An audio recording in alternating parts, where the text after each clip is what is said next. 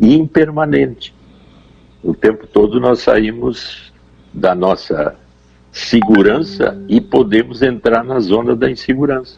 Uhum. Então, aí é outra coisa, né? Tu falou no cérebro, me lembrei agora que já diziam que quando o homem dominou o fogo, ele ganhou um estômago externo, porque ele começou a cozinhar a carne e digeri-la no fogo.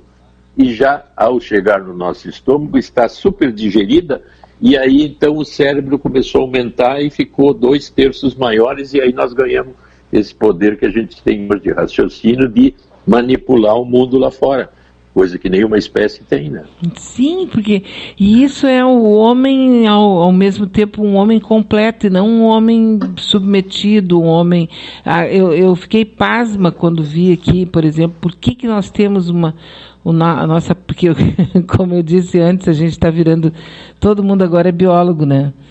Então, o que é a pele, por exemplo? A pele, ela é uma armadura de coisa de células mortas.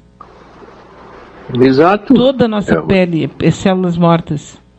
É uma proteção que nós temos, né? Que nos cobre. Uhum. E eu vi tu falando que são 4 trilhões, quintilhões de vírus, de células e de bactérias. Até se diz hoje que o verdadeiro cérebro é o intestino. Uhum. E se nós estivermos com a nossa massa de bactérias adequadas, funcionando bem o nosso intestino, nós estamos vivendo muito bem fisicamente, como se fosse um segundo cérebro, né? Que aqui considera-se o plexo solar, né? Que é a zona dos afetos. Então, quer dizer, o que nós estamos conversando e falando? Que quanto mais tu tiver noção da história do nosso desenvolvimento e das conquistas científicas e dasquelas coisas que realmente são o que a humanidade conheceu e conhece hoje como a sabedoria da humanidade hoje, mais a gente ficaria livre de crenças categóricas e de destrutivas que parece que o fim do mundo é amanhã sempre, né? Sim, crenças que foram necessárias num determinado tempo. Porque... E que agora viraram histórias que nós devemos conhecer. Se tu lê, vamos dizer, Shakespeare, por exemplo, tu vai ver assim, na comentários finais nesse livro dele, o que tem o resumo de várias obras dele. Tem comentários de John Keats, que é um dos maiores poetas românticos ingleses, que diz, se não lermos Shakespeare, nós não saberemos nada do mundo. Tem comentários do Goethe, de Nietzsche, de vários filósofos assim, que se tu não lê Shakespeare, tu não sabe nada da vida, do mundo e de como nós somos nesse mundo. Então, isso é uma sugestão. Uhum. Tem o famoso filme Hamlet, de Shakespeare, que tem 2h20, uma coisa assim, e que dá toda a dramaticidade que depois o Freud sistematizou como psicanálise. Cada coisa no seu tempo, né? Exatamente. Então tem referências fantásticas. Outra, a Ilíada, de Homero. É a primeira base literária que nós temos, que vem de 3.000 anos para trás. Quer dizer, tu não precisa ler aquilo, mas ler pessoas que falaram sobre aquilo. Porque ninguém tem tempo de ler coisas grandes assim, né? Agora tem. Agora tem, né? Agora Tudo tem. bem. Posso me aproximar. Agora, mas, eu estava brincando... Como sugestão, lê mais. Um contraponto. O que fala o contrário do que tu pensa. Sim, porque até para tu criar raízes ou não, de repente tu pode, numa leitura dessas, tu sepulta outras várias. Exato, tu ganha poder de definir melhor o pensamento, de não ficar radical em pensamentos mais duros, pesados, agressivos, e fica mais aberto, fica uma mente aberta, né? Daí que eu acho que eu vou pedir desculpas para ela depois, se bem que ela deve estar me ouvindo, mas a verdade assim, é que essa paixão toda Tem mais é que dar força para esses cientistas que estão trabalhando em cima desse momento dramático que a gente está vivendo, não dar espaço para essa coisa fantasiosa e para essas pessoas, porque tem gente que está se ajoelhando na rua, rezando para Jesus, pedindo para Jesus combater o coronavírus, quer dizer, e as pessoas estão se ajoelhando na rua literalmente, não é uma questão de agora eu vou fazer uma introspecção, não, a pessoa vai lá para o meio da rua. Então, assim, pois é como se a gente tivesse... Quando nós examinarmos bem isso, a pessoa está querendo chamar atenção, né? Porque é difícil tu enxergar alguém assim numa zona que não tem ninguém te vendo ajoelhado rezando, né? Sim, ela vai para uma esquina, né? Vai para uma esquina onde bastante... E daqui a pouco pode ser filmado e aparecer na Globo. Isso, e ela vai estar dizendo para todo mundo, porque eu agora estou conversando com Deus. Quer conversar com Deus? Fecha a porta do teu quarto. E fica sozinha. Agora, se já vai fazer fiasco lá na rua, né, me desculpa. Aí eu posso dizer que é uma coisa narcisista, que quer chamar atenção e quer mostrar aquilo que pensa como verdade universal, né?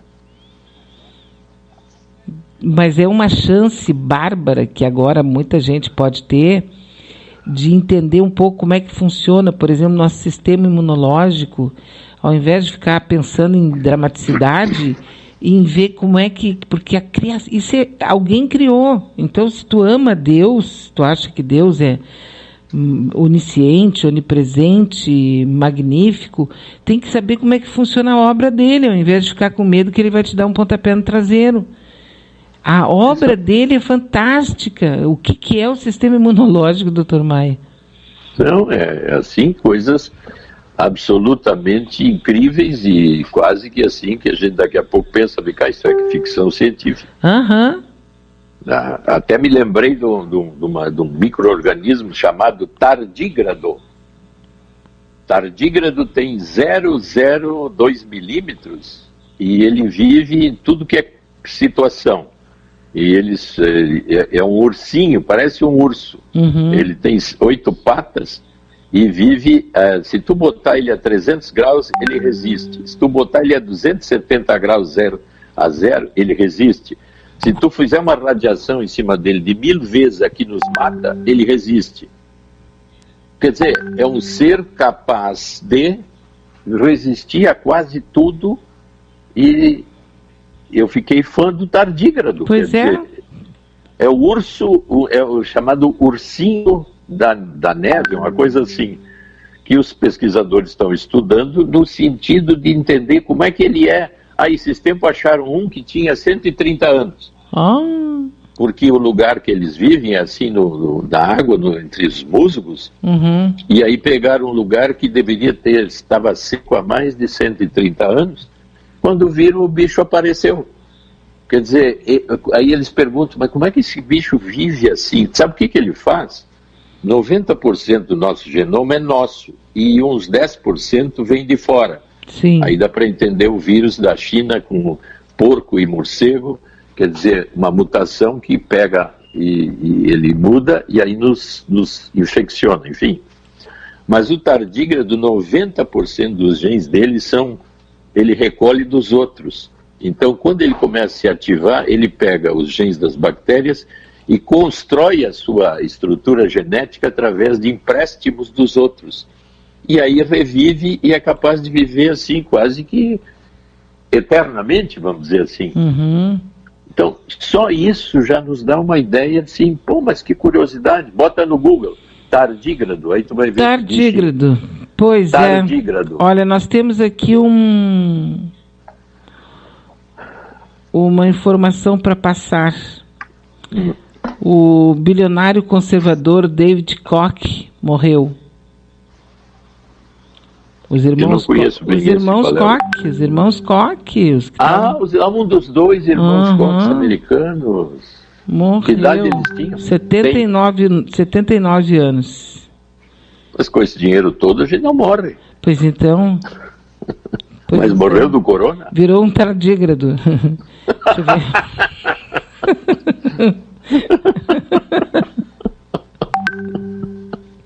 Virou um tardígrado. Eu acho que o outro irmão dele tinha morrido ano passado, né? Então os dois bambambam que estavam dominando o mundo e tal, se foram. O segundo se foi. Viu? Esse já está no quinto dos infernos agora. Mas morreram moços, né? Pois então, esse aqui, 79 anos, ele morreu Não, pera um pouquinho, só um pouquinho. Esse foi o que morreu ano passado. A pessoa me mandou agora, porque ela está comemorando, mas só que é do ano passado. Essa notícia é do ano passado, desculpem. Sim. Tá, a pessoa me mandou agora para comemorar, só que eu tenho que avisar para ela que foi do ano passado. Comemorando, mas comemorou. Está comemorando atrasado, mas estão comemorando. É uma comemoração tardígrada.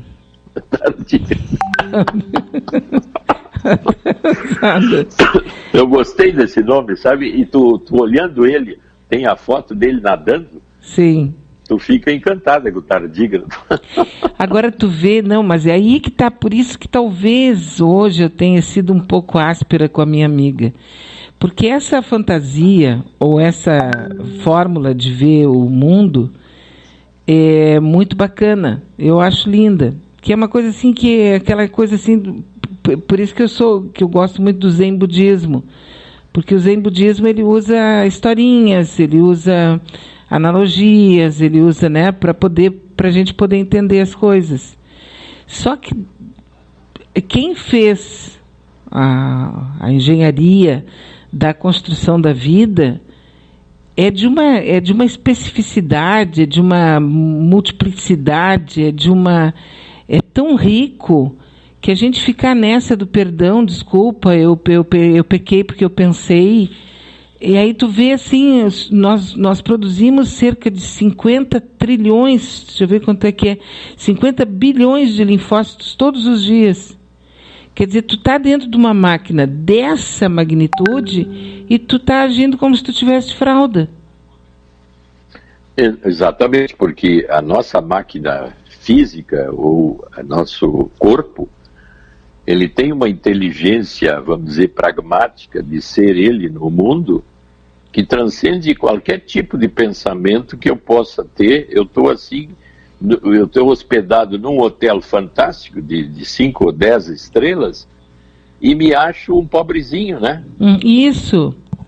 Como se eu fosse um morador de rua. Exatamente. Quando eu estou nesse lugar que é fantasticamente complexo. E até me lembrei daquela crença o design inteligente, que eles se baseiam que Deus existe só porque a arquitetura do olho é tão complexa que a gente tem que acreditar que existe um design inteligente. E se existe um design inteligente, esse design só pode ser alguém transcendente, tipo Deus, porque é o chamado grande arquiteto do universo pelos maçons. Mas esses do design inteligente, eles usam o olho e a célula como coisas tão fantásticas que tem que ter alguém, além de nós, que fez isso funcionar. Muito bem, a gente tem mais é que parar para pensar como é que isso funciona, ao invés de ficar pensando no Moisés, no Abraão, no Isaac e no Jacó, né? Claro, porque se eu tenho esse corpo que me habita, que é o que eu habito como inquilino, porque ele tem um tempo de vida e eu depois não sei para onde vou, eu deveria olhar para mim e dizer, mas vem cá, eu sei muito pouco e acredito demais no que alguém fala lá fora.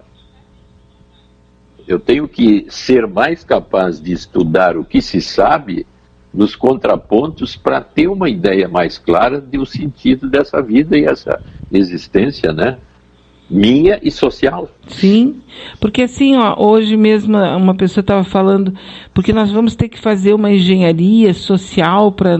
Não lhe parece, doutor Maia, que seria, se a gente só colocasse o feijão com arroz, o lé e o cré, dava certo?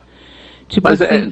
essa partilha, vamos dizer assim, que a gente vê, que começa a acontecer, até aquele antropólogo dizia, por que a humanidade deu certo e começou a se aprimorar cada vez mais?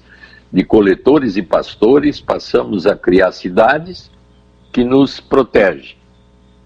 A cidade, então, a comunidade se protege contra coisas vindas de fora.